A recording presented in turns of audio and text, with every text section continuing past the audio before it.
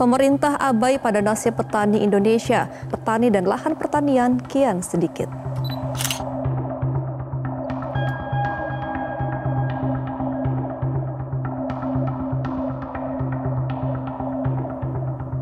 Ini pro kontra, Mas, ya.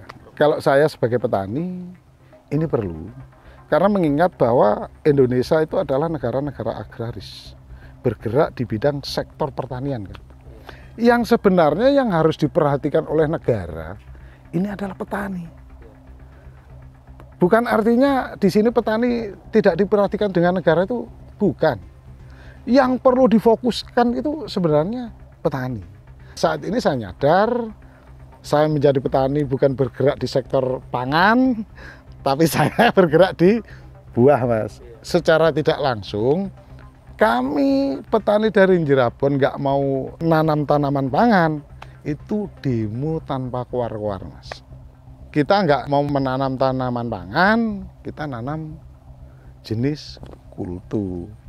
Itu maksudnya berarti kita nggak mengikuti programnya pemerintah. Kalau pemerintah kan programnya pangan, Mas.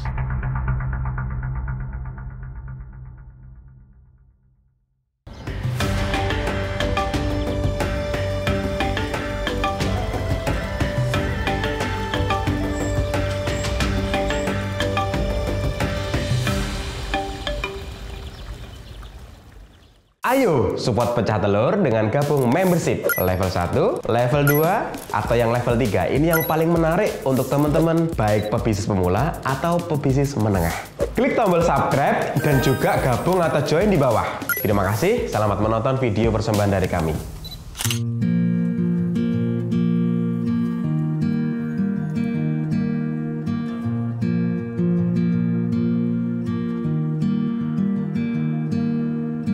Sebelumnya, selamat sore. Assalamualaikum warahmatullahi wabarakatuh. Para pemirsa, saya perlu memperkenalkan diri. Saya nama Imam Mahmudi, seorang petani naga dari Sumbermulyo, Tegal Delimo. Kalau ngomong bertani, Mas, ini saya mulai dari kecil sudah dilahirkan dari keluarga petani, Mas. Jadi saya memulai bener-bener jadi petani tahun 1993. Kalau menurut orang lain boleh, Mas, bisa dikatakan sukses. Tapi bagi saya pribadi bersama dengan teman-teman belum, Mas. Tapi awal kita merintis menjadi petani, Mas, memang itu liku-likunya sangat berat sekali. Waktu itu karena kita kondisi-kondisi masih awal, Mas, babat, Mas, ya. Jadi di situ penuh dengan perjuangan. Mulai karir saya jadi petani, kita terjun ke cabai, Mas. Jadi kita awali dari cabai, mulai teropong sampai modern. Di situ ada istilah dengan cabai TW, Mas. Di situ ada hot beauty, di situ ada hot chili, red-redan sampai red vigor, semua saya alami. Tapi itu cuman biasa-biasa saja dari segi penghasilan. Barusan gitu nginjak lagi ke semangka. Semangka usia 60 hari panen, Mas, waktu itu. Terus sesuai dengan berjalannya waktu sampai sekarang akhirnya kita mengikuti untuk menjadi petani buah naga.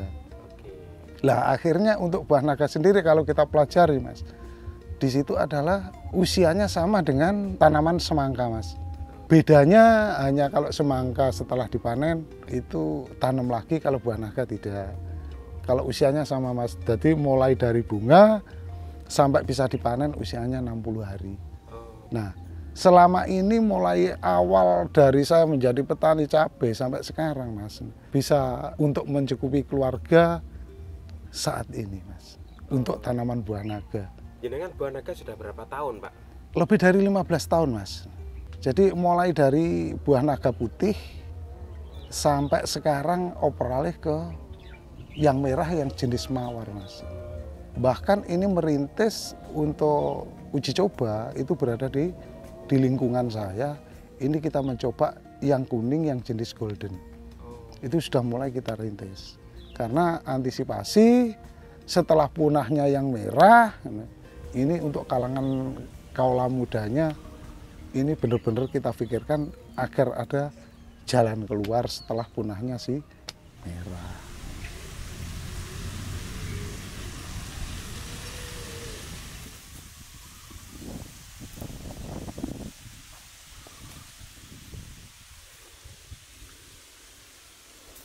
Kalau dulu perawatan buah naga itu antisipasi cacar kayak nggak ada. Hasil buahnya bisa dikatakan bahwa buah itu kayak Luna Maya waktu itu. Tapi saat ini Mas, kalau kita sampai teledor inseknya, bahkan funginya, ini bisa fatal Mas. Karena apalagi untuk serangan yang sekarang yang paling sangat mengerikan adalah serangan lalat buah Mas. Itu bisa fatal. Kayak kemarin memang saya kena Mas, bisa total, itu nggak jual. Semua rontok itu dah, karena kena lalat buah. Kerugian waktu itu berapa berarti Pak? Kurang lebihnya sekitar 60 jutaan. Tapi bagi orang-orang kalangan elit, uang 60 juta enggak ada artinya Mas.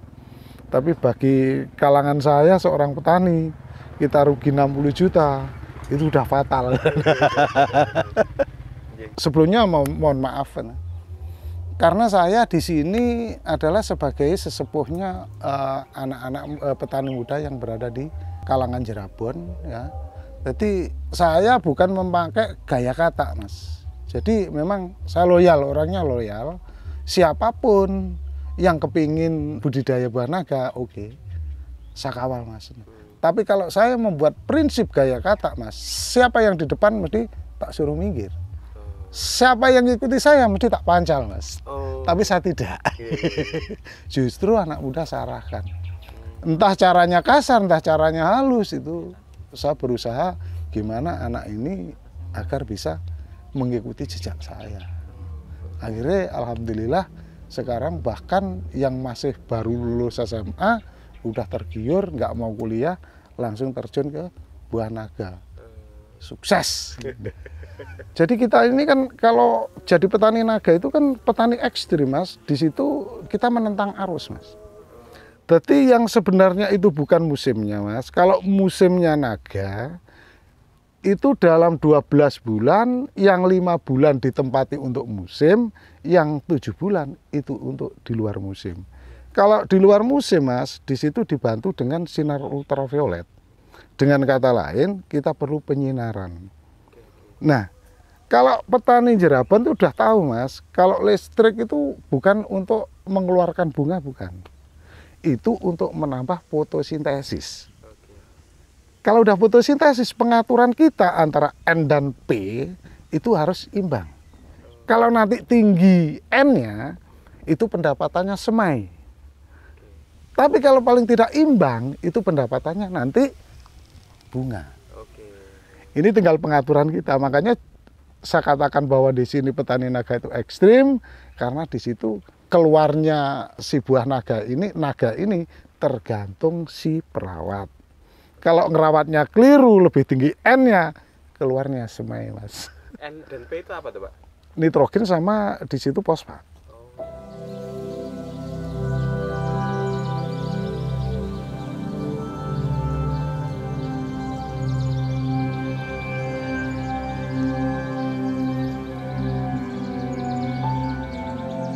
Kalau menurut jenengan Pak, seorang petani itu layak diperjuangkan atau tidak? Ini pro kontra Mas ya.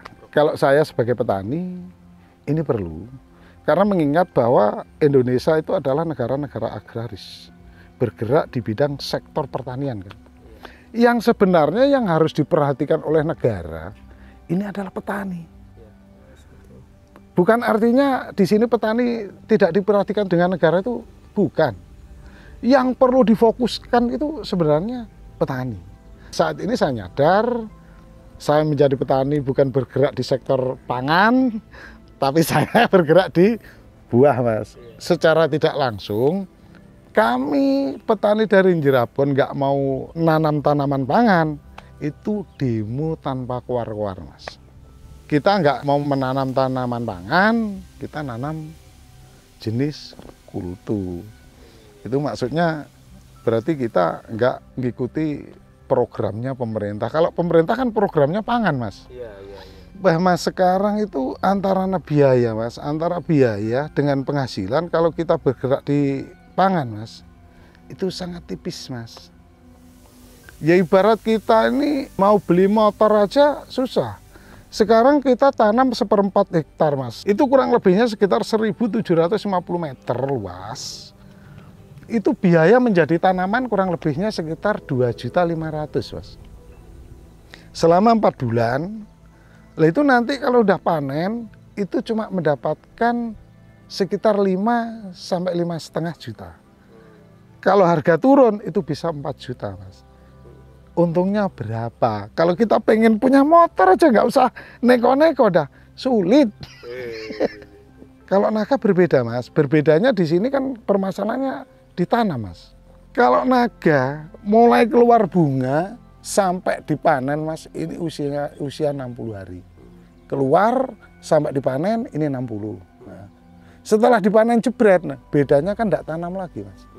Adiknya ada lagi. Ini misal ada yang segini, ada yang baru kawin, ada yang segini, kan ngesam, Mas. Terus hitung-hitungannya petani juga gampang.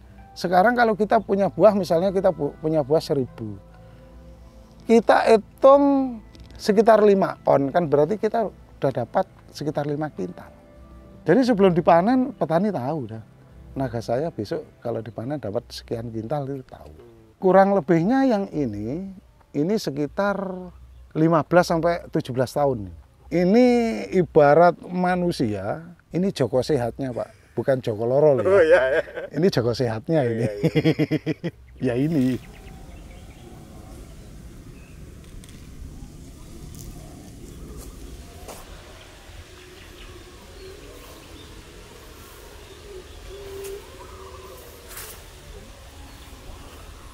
Diperkirakan sampai usia berapa tahun? Ya kalau bisa, Pak, permintaan kita ya jangan sampai mati. Kita nikmati seterusnya. Nih, kalau bisa kan gitu kan. Kalau nggak ditebang ya nggak mati? Nggak mati. Ini sebenarnya kemarin tebang, Mas.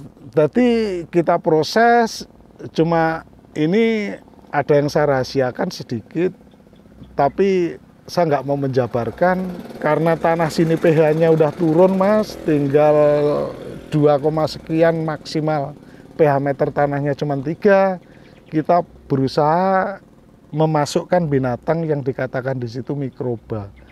Tapi di sini tentang mikroba saya nggak berani bercerita banyak. Kalau menurut pandangan saya sekarang tinggal kita, Pak, yang jili-jilian kita. Kalau saya di depan ngomong buah naga itu buah yang sangat ekstrim, perawatannya juga ekstrim. Kita harus pandai-pandai mengambil waktu, pakai momen tersendiri.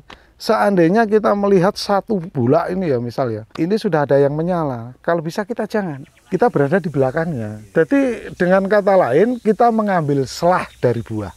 Punya teman-teman panen, semua panen. Kalau panennya terlalu banyak, itu pasti harga turun. Tapi kalau nanti di saat selah, itu mesti naik. Kalau naga di sini tuh naiknya kan cepat, Mas. Selang 1 minggu jebret naiknya di atas 5.000 sampai 10.000, Mas. Itu permainan naga kayak gitu. Kalau barang banyak jelas di situ harganya mesti turun.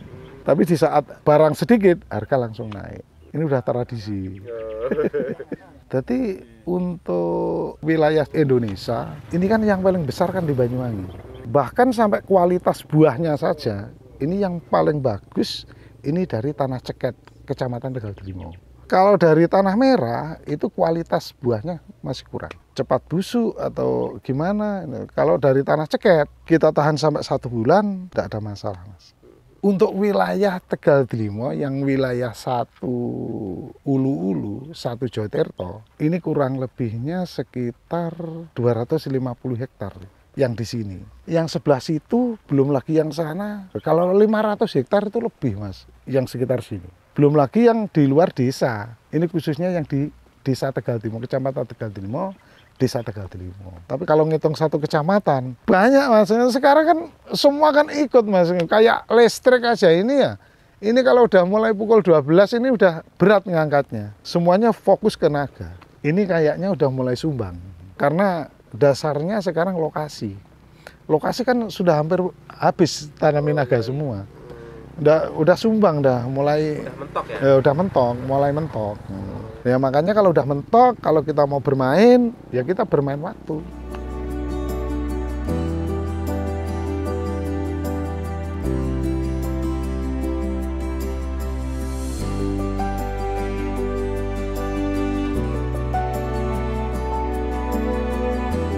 Pesan untuk anak muda, terus komitmen, terus maju, jangan patah semangat karena apa yang Anda lakukan sekaligus itu Anda sudah menikmati.